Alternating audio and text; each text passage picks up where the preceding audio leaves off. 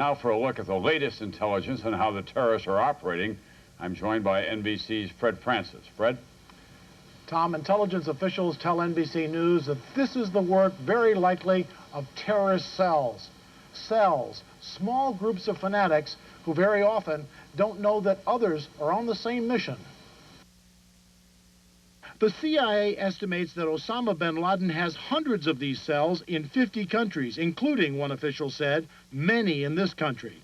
One of their modus operandi is to move what we call sleepers or submarines into a community, and in some cases keep them there for years.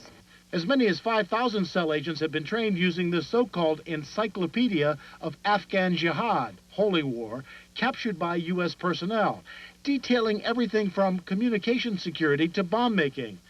Then they often participate in local groups in the community and wait. There was one case where they were prominent members of the local PTA. Another in the World Trade Center bombing was worked for a respected chemical company.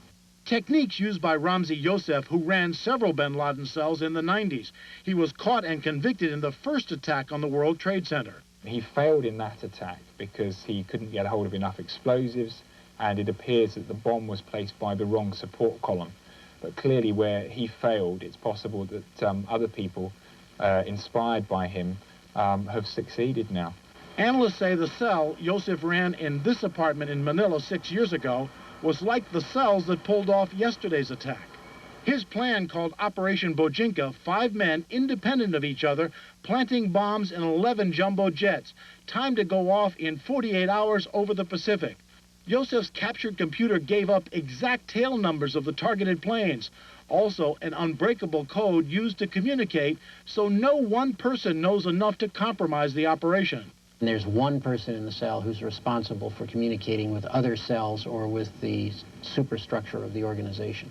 Also in that computer 6 years ago, a plan to crash into the CIA with a U.S. airliner loaded with explosives. Today, sources say, cells use anonymous emailing to message each other, often not knowing to whom they are communicating. All this confirmed by several bin Laden agents now in U.S. prisons.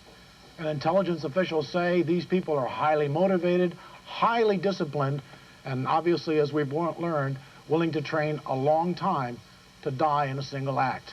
Tom?